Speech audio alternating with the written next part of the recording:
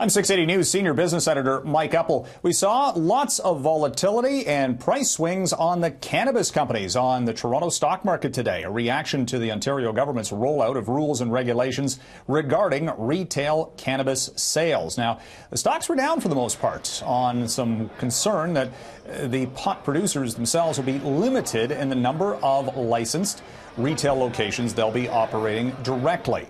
Now, again, the big concern or unknown at this point is exactly what their sales results will be. So we've seen this time and again for the cannabis companies. Big price swings, heavy trading volumes. Today, however, they were down on average 2 to about 6%.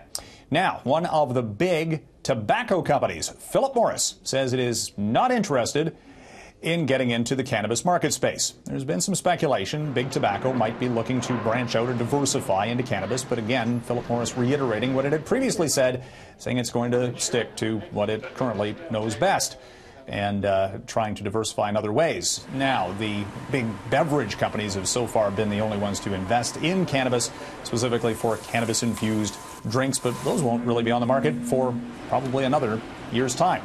Well, if we can't get the oil to the markets by pipelines, we'll send it by rail.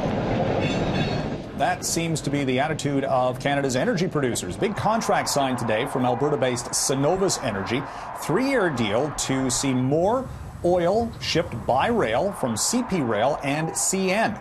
This follows all of the pipeline issues related to the expansion of the Trans Mountain Pipeline and the Keystone XL. Oil by rail shipments in Western Canada specifically have already hit record levels so far this year, and the result is CP Rail stock today on the TSX at an all-time record high. How much is Apple making from the sales of its newest iPhones? Tech Insights took apart one of the largest and most expensive iPhones, the XS Max with 256 gigs. We figured out that the parts and the manufacturing costs about $450 US. Apple is selling those at more than $1,200 US and around $2,000 here in Canada. Price profit margin north of $800 per phone. That results, JP Morgan today raised its price target on Apple stock to a record $272 per share. And Google, celebrating a birthday. It's no longer a teenager, turned 20.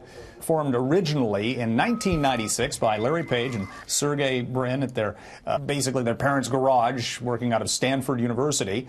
It was founded officially in 1998. Went public in 2004, missed the dot-com bubble, debuted at $85 per share. It has never traded below that price.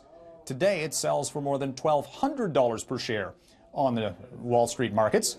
The company's worth an estimated $500 billion. From the 680 newsroom, I'm Mike Eppel for City News.